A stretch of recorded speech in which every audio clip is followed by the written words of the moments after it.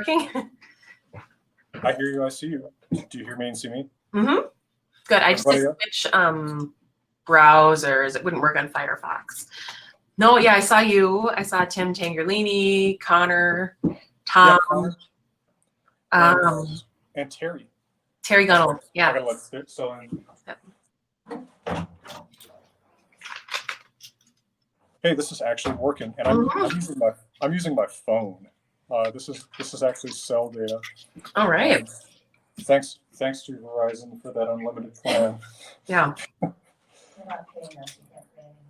Yeah. So here's my first question for you. How is the Wi-Fi at University of Alberta? It really depends. Like some days it's crap, and other days it's fine.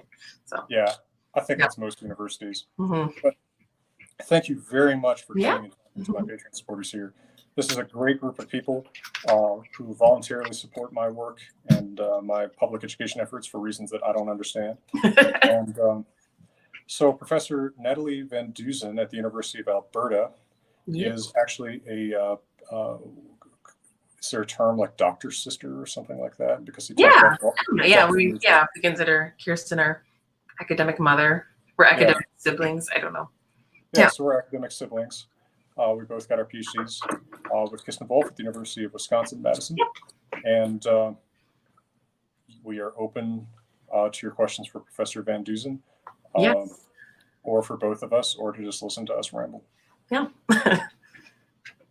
Yeah, so I did see Frozen 2. I saw it twice. I have two kids, and so two little girls. One was 3 when the first one came out, and she still remembers me making her go all the way to the end of the credits to be able to see your name. So, it's a terrible thing. We did the same thing this time, but it was worth it as well, both to see your name and the names of others, as well as to see Olaf's recap of Frozen 2 at the very end.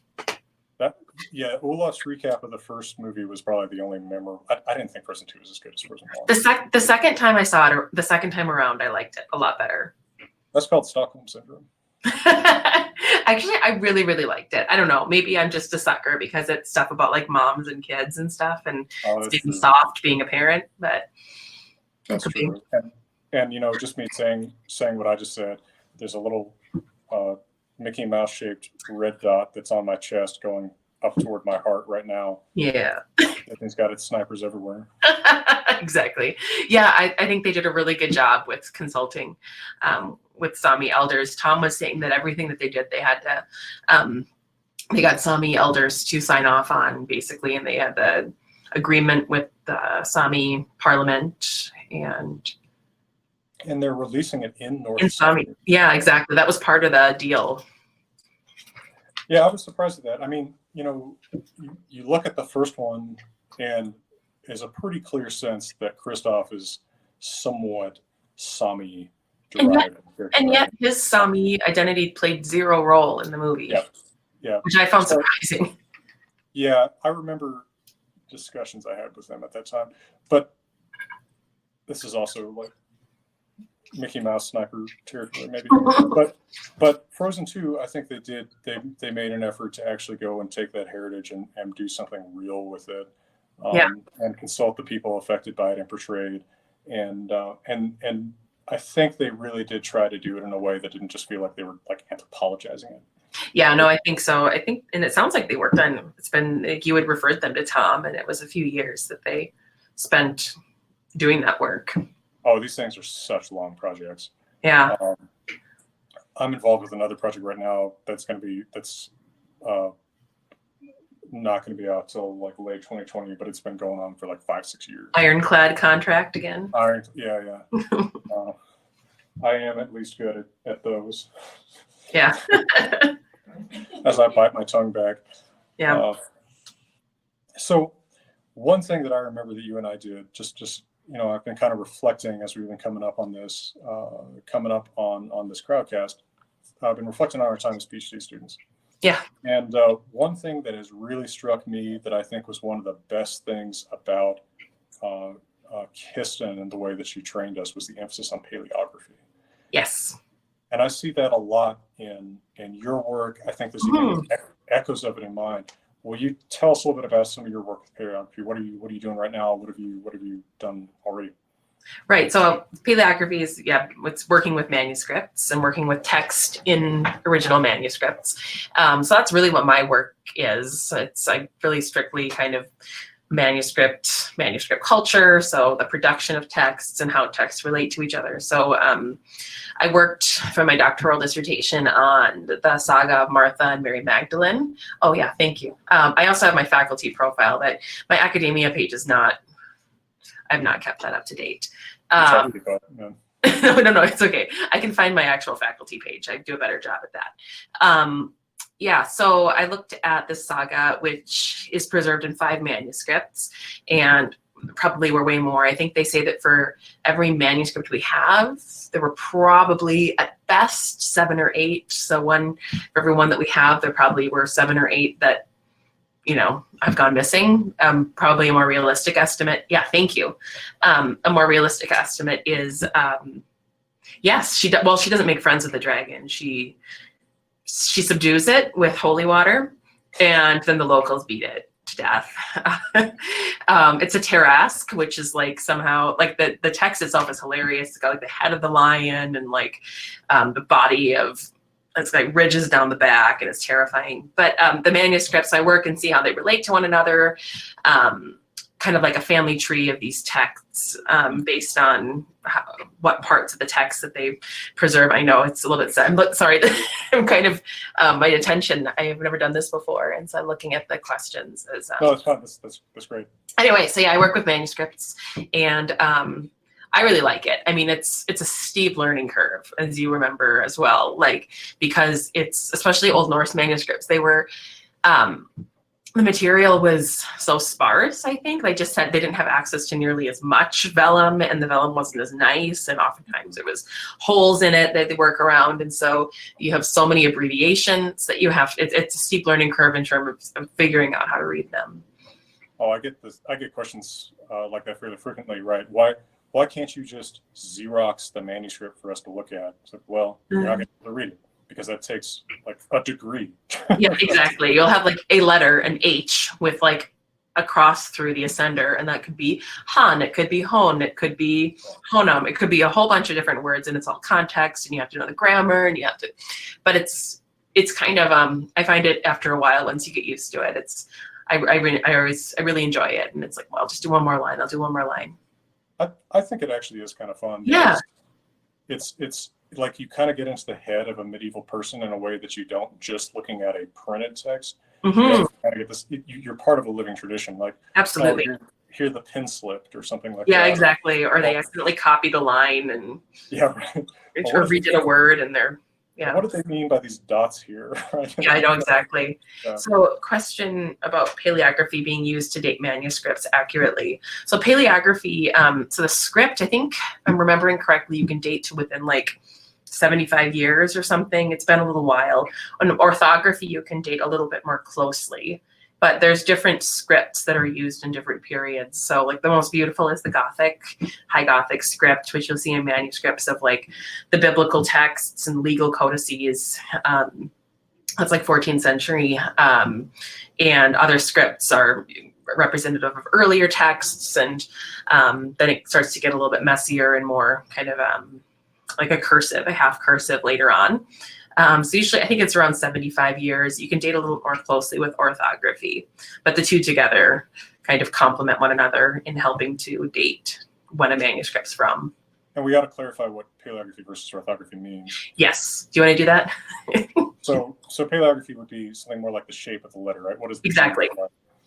Whereas orthography is how are they spelling? Yeah, it's the spelling as opposed to how the letters are formed. I'm just trying to see like, yeah, so I've got some good, can I just like show a book? Yeah, we're gonna show them. Okay. So this is a book. Well, I got it when it's a. Oh yeah, I've got that too. The Seamus book, like the, so it's like a show book of Icelandic script, and it has basically in chronological order all these different examples of script. And so, for example, this is one of the oldest types of script, and from the last half of the 12th century, and it's an Lucidarius text. And then you start to see text becoming more and more compact. I'll try to find a really pretty one. But this is the kind of stuff. And then so it's really about like figuring out what these words on the page mean. So here's from Stjort, which is the, yeah, I'm pretty sure this is the Book of Moses. Yeah, so this is the Book of Moses in Old Norse. And so the text goes down here and then to the other column. But almost all of these letters are really heavily abbreviated. So it's very beautiful. It's very beautiful. But you'll have like an S with a little curve over top, and that's for Svau. And Ivir, he'll have little things to abbreviate the IR, the ER. Vera is V with a little squiggle, ERA. So you have all these little tactics for using as much space as possible, or little space as possible. Right. Well, because there's only so many calves. Exactly. Exactly. And their vellum tended not to be, I mean, this is a pretty, I mean, the manuscripts are nothing like what you get on the continent. We don't get like the nice gilded stuff like you do in. I think there's a certain beauty to them, but I'm also. Oh, I do too. I have a tattoo, I mean, you can't see it, but I have a tattoo that is inspired from like some of the foliage stuff from the sides of these. I think it's beautiful. Mm-hmm. That's a cool idea. Yeah. I kind of like the desert for the same reason. Like I like kind of a sparse beauty, but that's also part of why I like the really old manuscripts. This would be considered an illuminated manuscript. So these are the illuminations, and oftentimes they would illuminate the initials. It tends to be in legal manuscripts and religious ones that you get the more within Iceland that you get the much more elaborate illuminations. Not as much in the sagas, but you get the illuminated initials. So we did paleography together. And that's what I ended up really falling in love with was paleography and working with the original text and figuring out how, you have 5 manuscripts that all contain the same text. How do they relate to one another? And it's kind of piecing them together to figure out, are they derived from the same model or how are they related? Do you remember the finals in that class, or the midterm and the final? Yes. Right, we would actually get a page of a manuscript. And we would have to explain like when we thought it was from. It was tough stuff. It was really hard. Yeah. So I have a question there's a feature at the bottom called Ask a Question that is a little bit hard to use, but there's a question down there from Carol Sharp that says, "What do you see as Freudis's role in the Vinland sagas?" Okay. Was she only a foil to Gudrid, or did she have her own role? That's a deep cut. That is, and it's not one I haven't thought about the Vinland sagas for a little while. It's been a while since I'm teaching them next term. I think that, she's probably more of a foil. More than just a foil to Gudrid, I would think. I think that like Gudrid is, she's like this very like model Christian woman, and she, she goes on pilgrimage to Rome after, right? And she, if I'm remembering correctly, she goes on pilgrimage, and Freydis is kind of this, she is the complete opposite in many ways. And it was a particularly bad portrayal in the Saga of the Greenlanders. She's more, she has a better portrayal in the Saga of Eric the Red, which gives a better depiction of Eric the Red's family, I think. So it really depends which one. I think perhaps in the Saga of the Greenlanders, she's given a much harsher there's a much harsher depiction of her. But in the Saga of Eric the Red, you see it kind of, unless I'm having it backwards. No, I don't think so, because it's. No, I think you're right. Yeah, because it's trying to give a more favorable portrayal of her. Right. I think so she's a little bit more of just like this, kind of a fierce woman who. She's not nearly as vindictive and evil in Eric the Red saga. She's portrayed as a little bit more brave and does what she has to do to defend her camp. Whereas she instigates like the murder of people in her own camp in the Saga of the Greenlanders. I hadn't thought about much about the relationship in relation to one another, but as much as I've thought about how she differs depending on which of the two sources we're looking at. Yeah, the relationship between those two texts is a really interesting question, and there have been quite a few papers about it. And then you have the longer and shorter Eric the Red saga. Yeah, exactly. They're actually really different. Yeah. Which one is the one that's translated? People usually translate the longer one, I think, because Yeah. the short one is in Huikspoke. Okay. Right? Like, because there's a few different texts that kind of get cut down in that. Okay.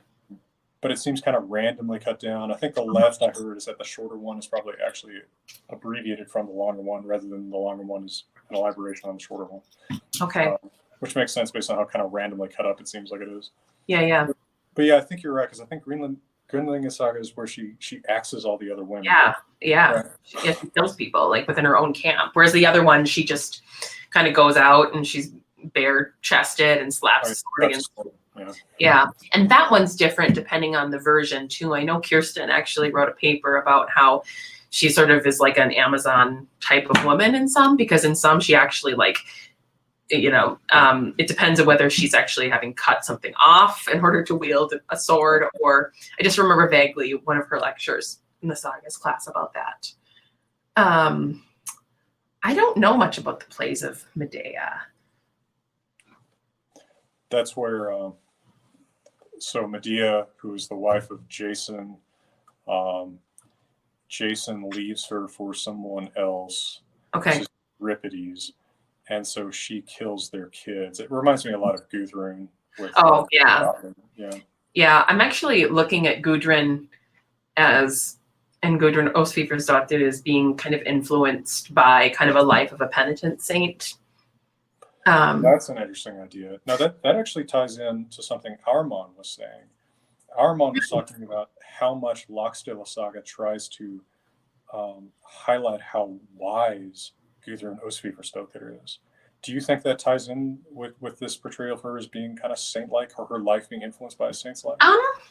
Possibly. Is he talking about it towards the end of her life? Well, he says when she's talking to Gestur and telling him about her dreams, yeah, he says she's, I can't repeat his arguments as eloquently as he does, but he says something along the lines of she's demonstrating how wise she is with these very symbolic. It starts when she's like 15 and telling her dreams. Yeah, she's real young when it starts. She starts and she has these elaborate dreams that are kind of symbolic of how wise she is, right? And he says she's kind of playing Gestur, like trying to see if he interesting. Like the symbols she's setting up for him to see. Okay.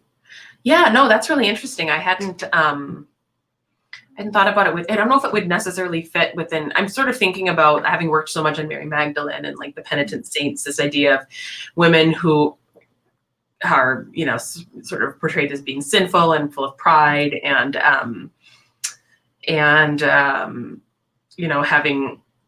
having done all of these things, and with Gudrun, she's arranging for her husbands to be killed, and she's committing all kinds of atrocities throughout her life. And then she repents later on and kind of goes into seclusion in a way that models the life of a lot of these penitent saints, Mary Magdalene, Mary of Egypt, Pelagia and Thais, this idea that they have done all of these things that they need to repent of by becoming extremely devout, as Gudrun does.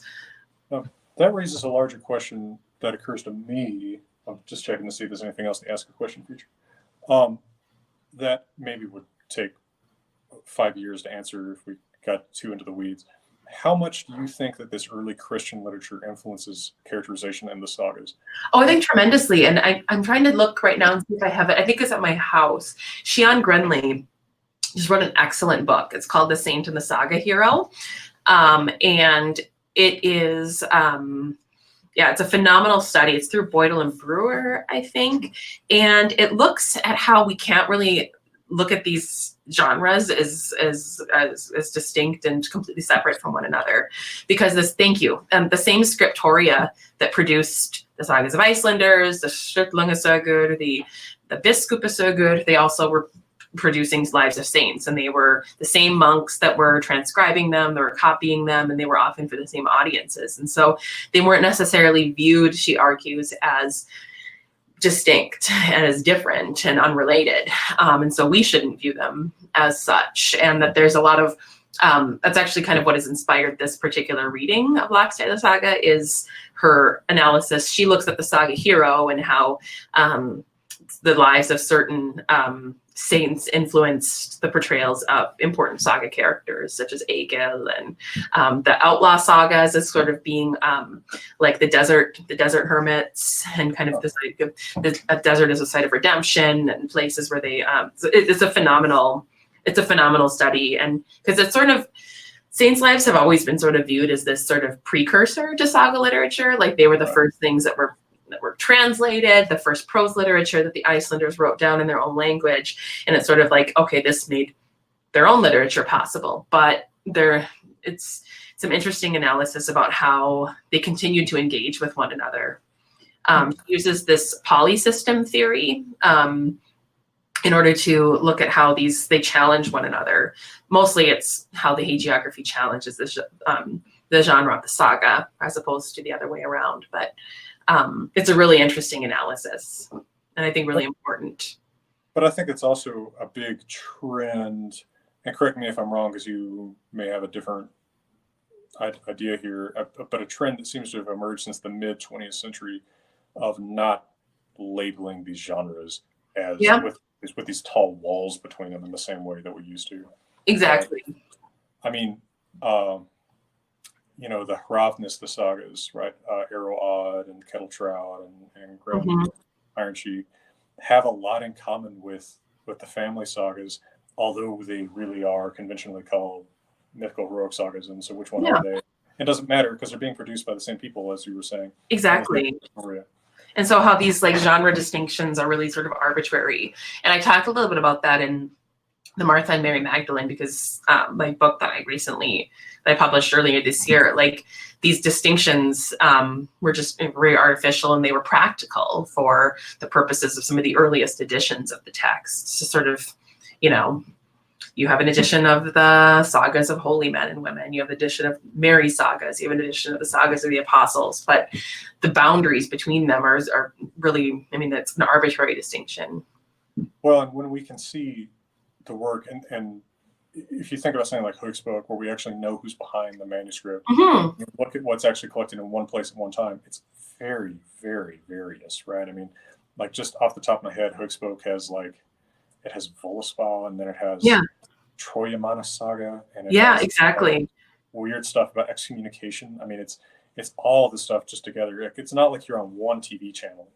Exactly. It's a whole bunch of stuff. And I was just recently talking with my colleague Dario Bulata in Italy, and we were talking about how it's much more useful than thinking about genres would be thinking about different scriptoria and different, schools within Iceland at the time, because that's where I think you see much more distinct influence in some ways in terms of what literature was produced. And so I've read some interesting recent work on that. There was a book that I wrote a book review of for, I can't remember if it was Scandinavian Studies or JGP, writing too many book reviews. But exposed me to some of this. Where scholars are actually trying to figure out what scriptoria manuscripts were written in, roughly when they were, and then trying to figure out who commissioned them. Is that something you can shed some light on for us?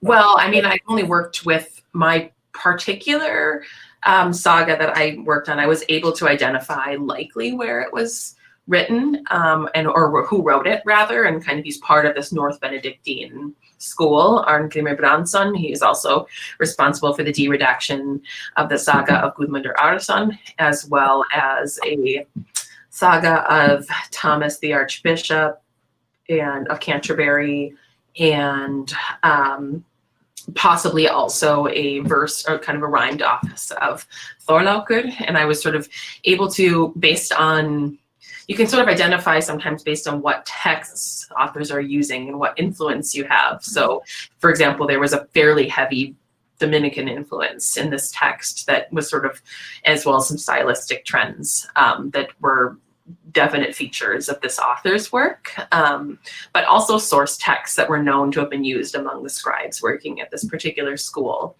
It's all so much guesswork. I always feel like, I don't know, I always imagine So I used to watch, I just have it for a long time, the It's Always Sunny in Philadelphia, and you have Charlie with got all those strings that's attaching like his theory about who is Pepe Silva or whatever. I always imagine myself like that as I'm trying to like map out connections between things, and it sort of feels like that sometimes. You're like a detective piecing things together. But it's cool because you have to work with the evidence that's out there, and so much is missing, and it's so much having to look at inventories, and the inventories aren't specific about what texts there were, and all the Latin books were burned. But Yeah, well, and then you have to wonder if everything is worth including in the inventory, because you have to say exactly. Well, sometimes they're just like Latin books. They'll just write Latin books in the inventory, and it's like, well, that's not helpful. So it's so much guesswork, and I mean, you just have to sort of, within scholarship, resign yourself to be like, well, if I'm wrong, that just gives a future scholar something to work on. Yep. That's how I view it. I'm like, I could very well be very wrong, but it's a stab at it. Well, that's part of real scholarship, is being able to admit that. Exactly. So I see a question here from Ulla Muller-Verne. Oh, yeah. How would you say the medieval saga literature relates to folklore, broadly speaking? Are they written down folklore, or are they a different animal altogether? Huge question, perhaps. Kind of question. I think, like, well, you always, like, there was that debate, the free prose versus the book prose theory about saga literature, whether it's a faithful adherent to the oral tradition that was passed down faithfully for 200 years before it was written down, or whether these are literary inventions from the medieval authors based on stories that were told, but in which they can be talked about as authors of sagas as opposed to merely transcribers of a purely oral tradition. But I think Jonas Christensen said something about how it's kind of a mixture of history, fiction, and folklore. If something, it's a better quote than I just paraphrased it, but I really like that way of thinking about it. I think, actually harkening back to days in Kistin's classroom, I remember going over the book prose and the free prose. You read Sigurður Nordal, one of the big book prose advocates. And I remember thinking, and I still think now, why does it have to be one or the other, right? And that's why I like Jonas's quote. It's like a mix, and it's just folklore, it's oral tradition. It's so much that's going on. Yeah, and I think that it's entirely possible for, oral stories about someone to survive, or even for a pretty long time, especially in a pre-literate culture, and then be written down by someone who still brings a lot of authorial presence. Absolutely. Yeah, you can actually talk about the author, but I mean, and that's what you see ongoing. That's when you see sagas being rewritten, and then you have to think about the particular context in which they were written and what they choose to include or omit, and what comments they choose to make about certain characters. I think you see this with Njal's Saga quite a bit, and that was the big Njal Saga project that's going on, or that recently went on in Iceland. You see really different depictions of certain characters depending on when it's written and who's writing it. If they feel like making a comment on, like, Yeah, I think there's actually more manuscripts on Njal Saga than anything else, right? Oh, I think so, yeah. That's really possible. Sana, one of our cohort, was involved in that for a while, like mapping all these manuscripts. Yeah, so. That's right. And speaking of manuscripts, she's another person that really got into manuscripts in a big way, right? With marginalia. Yes, yeah, she did a lot with marginalia, and kind of just how scribes used the manuscript space on the page, like whether they left margins, how much marginal space there was, and that's I think marginalia is pretty cool. Like, that was one thing I wrote about, was I have an article about like how the margins of this book that was exclusively probably for liturgical use ended up being used after the Reformation, like a scrap paper. And you have like the ABCs being written in the corner, and this, another manuscript that was for the nuns and the Benedictine convent in the south, Kirkebeyer, that like a little girl was getting the doodle on, and it says on the back, in the back page, it was written in a later hand that this is Gudrun's book to play with, even though she's rough with it, or something like that. And it's thick parchment. It's so I love that, how manuscripts take on this other, like, they have all these other functions after. I worked with one that had this embroidery pattern at the bottom, and probably could not be further from the minds of the monks or priests who we're Right. copying this text, that a woman would be using it for. And, this is a time where that kind of a text would be for liturgical, ecclesiastical use only, that a woman would have been using it for embroidery, hundreds of years later. That's great. I actually love, that's probably the most interesting part of marginalia and such, is looking at the history of the manuscript, who has had hands on it. Yeah, exactly. And that could actually be kind of hard to figure out.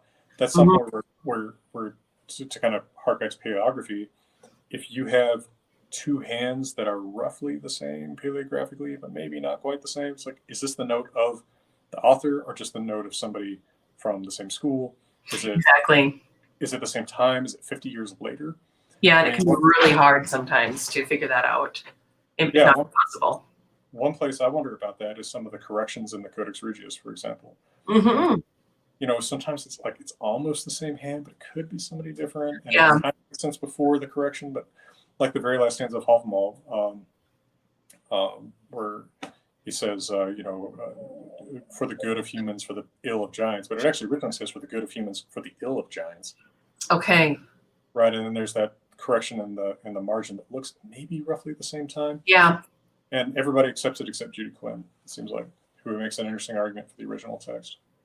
Interesting. In fact, I think actually Carolyn incorporated that into her latest Poetic Edda translation. She now has the good of humans and for the evil and for the harm of humans, which is it's an interesting twist on that text. But it makes you say, where did this come from? And then, of course, you have to wonder about whatever oral antecedent there is to it, or written antecedent there is to it. But to stop professors from correcting their own work in pen. Yeah, that's a tempting thing to do sometimes. Yeah. Yeah, and then it's an editorial decision, and one that, like, when you decide whether, that's one with major implications. If you decide it's a different hand, or the same hand. And we don't have something like the prose edda in Snorri's hand, right? No. There's nothing with like the marginal quotes like SS, right? Like signed by him. Exactly. Yeah, in fact, it's like that was like, it's extremely rare for a scribe to say who, and I will say he, because there's no evidence as far as we know that women wrote in scriptoria prior to the Reformation. Like, I think Kirsten made some really good arguments for the women perhaps doing some illuminations in manuscripts, but likely it doesn't seem as though they were responsible for any of the manuscripts that we have. They were in continental Europe. We have plenty of examples of that, but do you think that's a cultural thing or a religious? No, I mean, it was just, it might be. There were only two convents, only Kirkebeyer and Arenestadur, and it was only like 500 years that, just over 500 years that Christianity was established, or that was Catholicism was established, where we're looking at this period. And then it wasn't until, the 13th century or so that we start to see this major upsurge in production. So it's not a lot of time that would have been available, I think, as well. Yeah, it's funny thinking about it. There's not a lot of time when 500 years ago is 15, 19. I know, right? But you think about how long, when these places were established, and I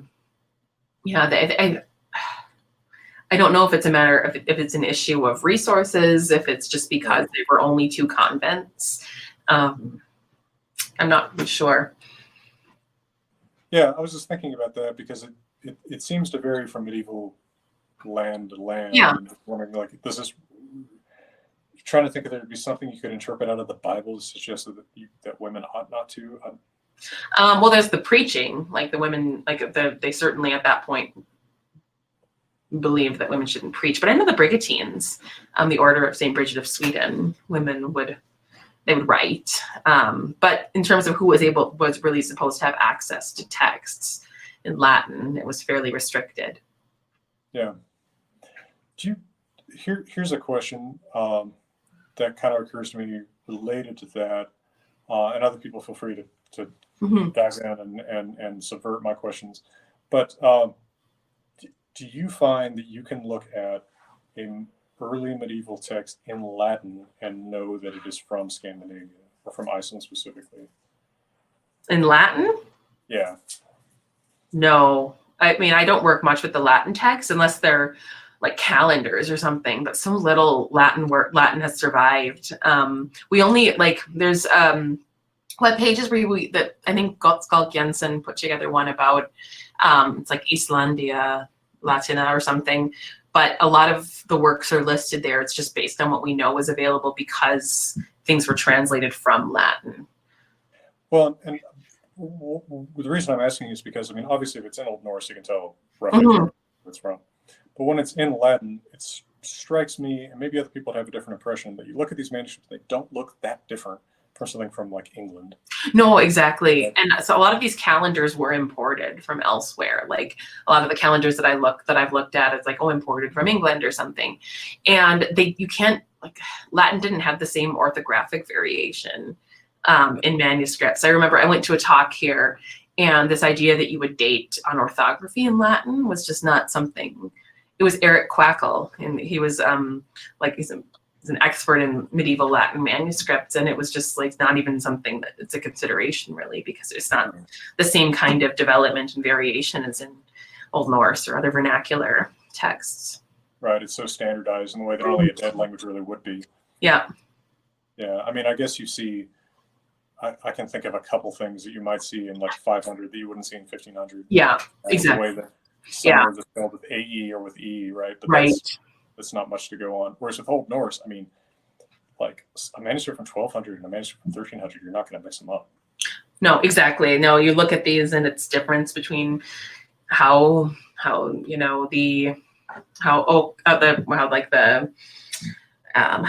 is spelled or something like that, and yeah.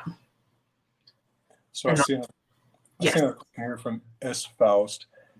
After reading Sworn Sisters, I wonder, why do you think there are no female-female friendship stories between mothers and daughters? Was it only in human nature? It's interesting because I just talked about this. So there's an article by Jenny Jawkins in this book called Medieval Motherhood that I refer to when I'm talking about, whenever I'm teaching the Saga of the Volsungs, because there's those horrible, horrible scenes where the women feed their children or kill their children or feed them or kill them and feed them to someone else, like Gudrun and Atle. And she talks about the lack of affection between mothers or described affection between mothers and their children in the sagas. And she talks about that within the context of how in Old Norse society, it was completely up to the father whether a child would be accepted or not. So the child would have to be presented to the father, and the father would decide whether or not that child would be exposed or utbordet and carried out, which is why that was one of the three main things that was like stressed that needed to be like abolished straight away with the coming of Christianity. So she talks about like the psychological impact of, especially on mistresses and mothers of children, or wives of husbands who already had healthy heirs, male heirs, the impact psychologically of how that would prevent bonding with children. If you don't know, after 9 months of pregnancy, whether or not you're going to be able to keep this child, the effect psychologically that would have on mothers with their children. So she sort of looks at that as being a way in which you could examine this really harsh maternal attitude, she calls it, that you see in the sagas. And I mean, I think that must have played a role. I mean, within that saga, I think there's also like the matter of like those women hating their husbands. But it is also like how stories for centuries have been, talking of Frozen 2. I just saw an article about how Frozen 2, it like subverts this long standing storyline of the awful relationships between mothers and their mothers and daughters, especially. I think that's something that like that book, The Mad Woman in the Attic, there's been some analysis about how mothers and daughters and how like there's like a competition for resources among women, and you see that with mothers and daughters as well. And everything from like stepmother sagas and fairy tales is just kind of a motif. But how in Frozen 2 you actually have a positive relationship between I didn't know his mother died. Interesting. Okay. I didn't realize that. Huh. Yeah, because they were talking about how how the mom in Frozen 2, how it's a major departure. But you don't have very good maternal figures like in other ones. Well, I guess I can think of mother-son relationships that Yes. are kind of strong, right? Yeah. But that's strikingly different. You know, like in Laxdula Saga, Melkorka and Olafur. Actually, Yes. she's very tender with him. Yeah. And Exactly. I guess even Bergthora with her kids is. Yeah. I mean, there's a usefulness that sons have for mothers within a vengeance society, I think, too. And they also depend on them. Like if their husband were to die and they're still of marriageable age, they're supposed to like consult with their male next of kin before they get married. So yeah, that's well put. Thinking about what, and I think it's a very useful thought experiment, is thinking about what a mother feels about their children in a society where their children mean something very different from today. absolutely. Your kids are your insurance. Exactly. And you think about, so, and another thing with daughters, like if you're thinking about like psychologically, like how you would, like a survival tactic of, you know, not only your kids might be exposed, but your daughters, once they're of childbearing age, they're going to be married off. And, well, yeah, Aslak was a fairly supportive stepmother. Yeah, but if the daughters are going to be married off and leave and go somewhere else, whereas you know, the sons stay within the household and bring daughters in. So then there's, you know, I would think that would be less conducive. Like, I think it's a self-preservation tactic. Yeah. And actually you can look at it, I guess you can look at it cynically, and you can also just kind of say, well, this is just women just learn to live in this with that attitude toward each other, which is, you know, so Stella just pointed out Aslaug in the saga of Ragnar Lothbrok is actually being a stepmother, very affectionate to her stepson.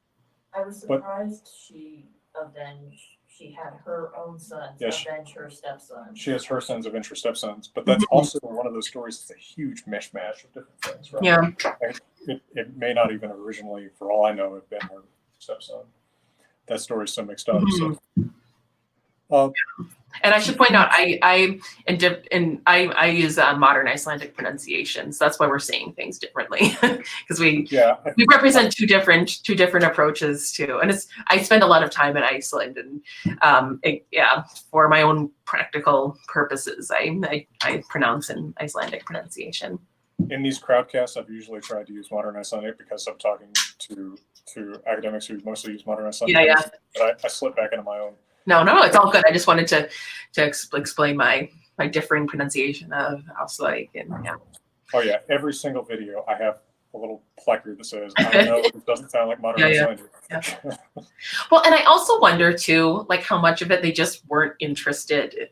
I mean, they are very male-focused narratives. They just aren't interested in like the realm of women that doesn't pertain to like the central conflicts, which are very much embroiled in kind of like in the masculine domain of politics and feuds and things like that. So I don't know if maybe that has a practical role to play as well, as like how they're just simply not interested. Right, because what are you telling stories about? Right, I mean, you look at us today, we're not telling stories about adjunct professors, right? We're telling stories about, you know, assassins. Yeah. Even though there's probably a lot more adjunct professors than assassins, right? People just don't write about the everyday, the humdrum. Yeah, right? It's the original Bechdel thing, right? You don't have two women talking to one another unless it's about like, but it is. I mean, you have like that one really famous example from Gisla Saga, where you have the sisters-in-law talking to one another, but it plays a role in the larger conflict of revealing her infidelity or her love of Vestine. Like, so it plays a larger role within that conflict. I often wonder too, just like how it didn't support like, you know, this, there's kind of the larger view of female friendship and how it just within kind of the way in which society, you know, sort of viewed how women's relationships should be. Sorry, I just got distracted. So how much it just is a reflection of you know, what they thought was important to tell about. Not that it didn't exist. it sort of just wasn't deemed worthy of being included in the narratives. Yeah, I mean, just like people pass over, you know, they don't tell the story about every meal that their characters eat if they feel like it's every day. Mm-hmm. So I see. Let's see. So Phoenix, Norbert, and Rachel have comments in. Norbert asked, "Does that mother-daughter relationship explain why they were shield maidens?" Do you see that in the sagas that having to do with mothers and daughters? I'm thinking of Hereward. Maidens are like, those are mostly within the realm of like the legendary sagas. Yeah. And kind of women who sort of try to take on this temporary like way of life. I mean, maybe they're thinking like the Maiden Kings, like the Maiden Kings. So the mothers, it's all about the daughter and the father. The father's the king who dies, and she gets to rule as him as a king for a while. Yeah. Even Hereward, it's all about her relationship with her dad. Yeah. Right? Yeah. Yeah. Off the top of my head, I can't remember her mom's name. And then it's, as Vicky points out, it's her foster father, who I think is her maternal grandfather, that right. is also her parent figure. So yeah, it's interesting that mother-daughter relationship really does get kind of elited. Yeah. I was just checking to see if the Ask a Question feature had anything. Oh, okay. Thank you, Stalls, on top of that. Yeah, it's this is interesting stuff to think about, and it really does take, I think, being realistic about psychologizing what people in this culture are valuing, thinking, right? Because they don't have the outs from these social relationships that we have, right? You're born into relationships that define your life. Yeah. And I think actually one of the best, I'm always recommending the Viking Diaspora. Mm-hmm. Gosh, I mean, she's really good at doing that psychologizing of another culture. Yeah. No, I really, I rely quite a bit on her work when I'm teaching on the Vikings. Yeah, I think it's not, so in terms of the very known female skalds or storytellers, you do have women who are reciting verse, and there's some famous examples of women reciting verse in the sagas. Again, with Gisla Saga, you have his sister reciting a verse that gives him away as having been the guilty party. I mean, as an occupation, I think very much more it's a male occupation, but it didn't mean that women didn't mean that women were not part of that, that they weren't versed in skaldic poetry necessarily. As it were, first time. But Steinman in Njál Saga, yes, has her poems when Thangbrandr. Oh yeah, like back and forth, like her bad preaching that he like dismantles his arguments like left and right. Yeah, that is one of the things about reading that medieval Christian literature that's so like it's just one of the things that's so different from our storytelling is it's just like, and he convinced them with many persuasive arguments. It's like, okay. Yeah. Well, it's so interesting. And I wonder, like, I mean, all of it's so important to understand like that perspective because it's all written through that lens. Every single thing that we have is written down has been written by a Christian. Like right. That is not a runic inscription or something, which is not the same thing. But it's such an important thing to know and to understand that particular context. Recommendations for readings on paleography. So like Old Norse paleography or like generally speaking, because I think, the University of Copenhagen, they have that manuscript summer school and they used to have a bibliography up on their page. And I can see if I can. There was a book I used to have a PDF of that was really good. I wonder if I saw that. They have like a bibliography on their site that has a reading list. Yeah, in Kirsten's class we had, I probably still have it. It actually may not be here, but I've got there's like a spiral book that had a bunch here of stuff. If you go under here, if you go down to a list of recommended readings, it's a PDF. So there's a bunch of recommended readings here.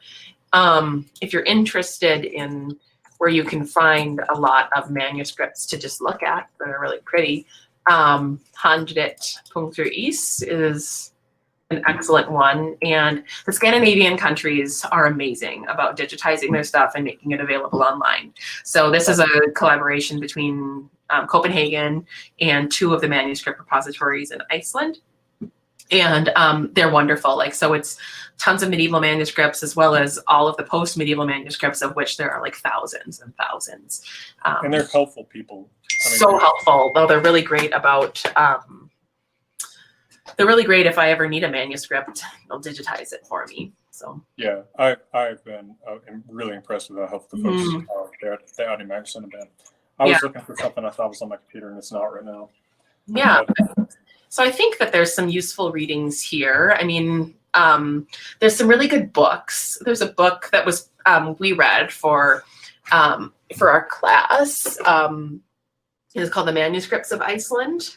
I don't know. I think you can still get it like at the bookstore, at least in the student bookstore at the University of Iceland, and they have an online page. But it gives a good introduction to the manuscripts, how they were produced. It gives an introduction to, like, there's a whole chapter on script and like everything from Carolingian minuscule to Gothic cursive, and what defines it. So yeah.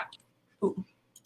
Yeah, I don't know. I had that book. I'm not sure what happened to my copy of that. But that idea of that being real good. Yeah. There was someone who asked if that was available at the U of A, I assume, University of Alberta. Do they have what at the U of A? The book you just showed. Oh, I don't know. I have it. So and now I don't think so. I see Andrew Storgerson saying, waiting for North American release of Framvandrarna, Foreigners, lots of Scandinavian press and the authenticity effort for the Old Norse speaking characters. Have you seen it? Did any of your colleagues help out the production? I haven't seen it. I didn't help. I don't know of anyone who did. No. I mean, I know people that have, I know obviously you've worked on a lot of things. I know people in Copenhagen that helped to work on Vikings. Yeah, I've never talked to the Vikings people except for one interview 1,000 years ago. Viking Age Scandinavians, I would say.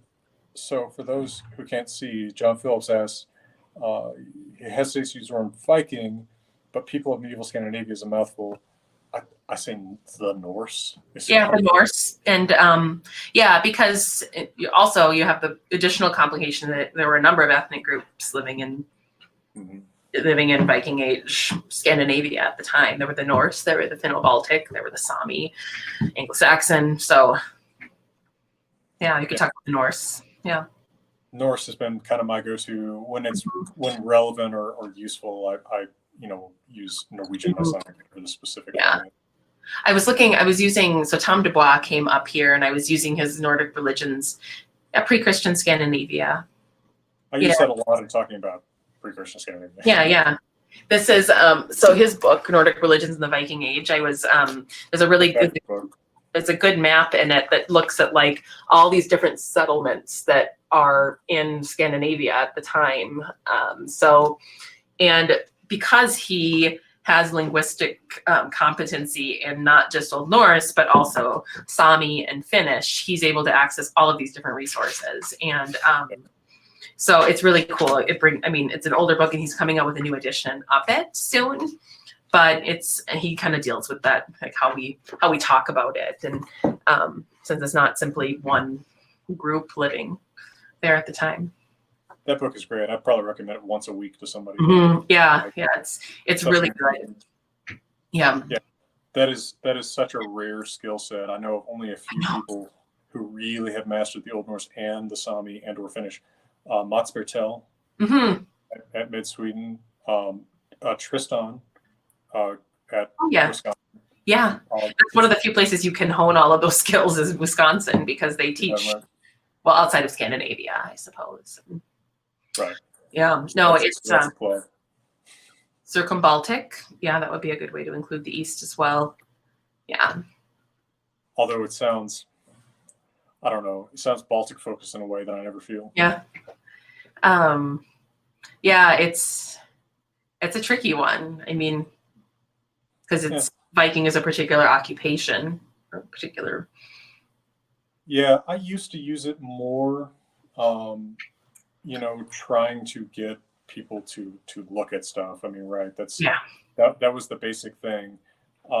I never really feel that comfortable with it either, because to me, Viking, it's not even an occupation; it's a summer job. Right? Yeah, exactly. It's a summer job. There was it's like, what is, if you're in an elevator with a total stranger and they ask you what you do, what do you say? And I always will say something about Vikings. I don't actually work with Vikings. I work with medieval Icelandic literature, but you use. Right. It depends on the audience, like what I'll say. Yeah, I usually either say I teach Norse myth or that I change oil. I just try to completely deflect it. I teach medieval literature. Yeah. It's a. But defining the Norse by Viking, I mean, to me, it is a summer job, right? It's like defining us as the camp counselor culture. Yeah, I know exactly, right? As an occupation, and it's a particular rite of passage. Yeah, summer job. I like that. Yeah. Yeah. Well, we're the camp counselor people anyway. I need to use that. I can add that. I know there's dad jokes. There are dad analogies. I think I'm the master of the dad analogy. It amuses me, and everyone else is going. All right. Well, my students are going to be like, you're like this, like, I don't know, this mythical person to them on the web, because I've shown them your clips, and they're just like, so they're going to be pretty impressed that. That is a strange position for me to be in. I don't meet these people. Right, but they all know you. Okay. All right. Yeah. Well, what did I show? It was about Heimdall. It was talking about Heimdall. I showed your clip about that. And I will use the ones about runes, and it's a nice way to break up than listening to me talk for 80 minutes straight. Oh man, I've tried to find good tricks for breaking up that time. But most of it is just my stupid dad jokes, right? Or like I always use slide backgrounds, with beautiful locations, just so people can have something else to look at. I was a student do that. Like the slides completely did not match what he was saying, and it was meant to be hilarious, and it really was. So if Caden is listening, that was one of my favorite presentations of all time. That can work. See another question from S. Faust. See that in Sworn Sisters, you mentioned the Aristotelian idea that female-female friendships could never be as true as male-male friendships. In the medieval Icelandic sources, was there any debate about transforming into men in order to be perfect in the Christian afterlife, as there was in continental Europe? Yeah, I mean, and that's something that's been argued. So there's been articles written about like how the virgin martyr legends, in which women are physically maimed in their tortures defending their faith, in really brutal ways that involve like their breasts being chopped off and things like that, like how that's a physical representation of them becoming male-like in order to become like this perfect imitatio Christi, the imitation of Christ. It's less like in Icelandic sources as distinct. I don't know. Wilgefortis. That's not familiar to me. Uh-oh. But it's this notion that female is the marked gender, right? Yeah, exactly. So it's and that in order to truly become, Lady Saint grew a beard. Interesting. Yeah. I don't know that one. I'm gonna write it down. This idea that to become Christ-like, you are to become, right? Now I'm reaching back like to the very beginning of when we would have known each other, but really early on at Wisconsin, I was a research assistant for Kiston. And because I knew Latin, I got to like copy all these Latin saints' lives. Yeah. I seem vaguely to remember one who grew a beard so that men would stop like propositioning her. Interesting. No, so I'm working on St. Agnes right now, and her legend is like she refuses to marry some like pagan prefect in Rome, and because she's Christian and she's going to marry Jesus, and so she he gets like enraged, and it's actually there's a really interesting in how the poetry ends up being. It's like the pagan prefect sees her from a distance, falls immediately in love, and then like falls sick to his bed. And I like immediately think of Skirnismál, like with Freyr and Gerther. But anyway, that's an aside. But when she refuses, she's tortured and like she gets stripped naked and led to a brothel, but her hair miraculously grows to cover her whole body. But in some of the continental medieval sources, like her whole body just grows hair, like she just becomes like fur everywhere. So yeah, I don't know if there's anything in particular within like Icelandic sources that weren't translated that dealt with that. I'd have to look, but I'm not a specialist in that. Like, I mean, I haven't looked for that specifically, but that would be, I know when I'm thinking about this particular article, it didn't mention anything that was specifically Icelandic that had dealt with that, but that wasn't just translated from continental sources. And that can be a hard one too, because so much of the Christian literature is translations from Latin. Right. And there aren't any Icelandic women saints who, like, there's only one Icelandic saint, Saint Thorlákur. You have the saintly bishops, Jón of Hólar and then Guðmundur, but they were never canonized, and there weren't any women who were canonized. Right. Yeah, translation. You don't have any martyrs or anything in Iceland like that happened in Iceland. I was trying to think.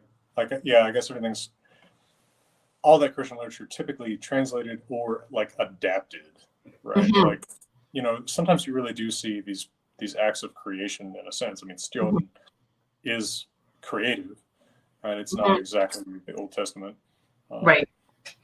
Otherwise, we would be able to talk about an Old Norse Bible translation. Which one thing has always surprised me: do you think there was an Old Norse complete Bible translation?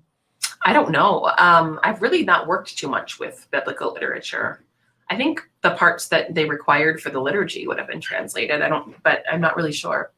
But with that question, that just made me think about widows and the status of widows in Old Norse literature, because that's one way. It's not within the Christian context, but that's one way in which women had certain powers, and they were used they were described using semantically masculine adjectives, like being drengur or something with the R at the end.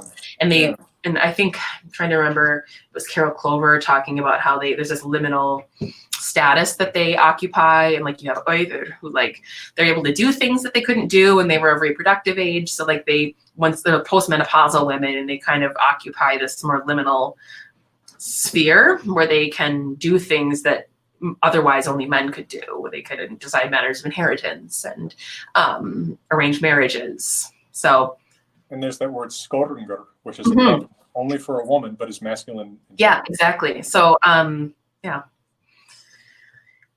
And I guess that's, yeah, I think, Martin Luther used masculine languages. Okay.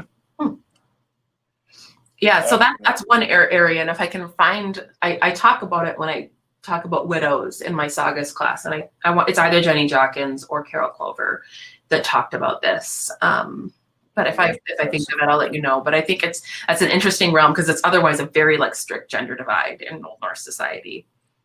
Yeah, and of course, Carol Clover, her work on this, truly seminal. You know, I always have Saga.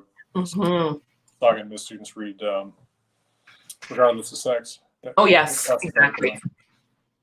Yeah, no, that's an excellent one. I'm just going to see really quick whether I can find it so I can recommend it. And then I have to get going at a department meeting.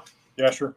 Thank you very much. Yeah, I'm just happy to do it. And I hope I wasn't like too extreme of consciousness. I feel like sometimes I am, but me all the time. Yeah. No, I was going to ask you about Frozen too. So I'm glad that somebody else did. Yeah, it was Jenny Jawkins. Jenny Jawkins talked about the gender blurring, and she did bring up drengur and skörungur. So valiant and forceful. They're just how they're admired for these qualities normally and semantically associated with men. I mean, her work is great. So that's yeah, and it has moved past that single sex model, because she did argue that there was masculine and all of that. So, well, thank you very much again for your time. And I'll have this up on YouTube at some point. All right, sounds good. All right, thanks so much for having me. Thank you very much for coming. Yeah. All the best for now. Yeah, thanks. You too. Bye.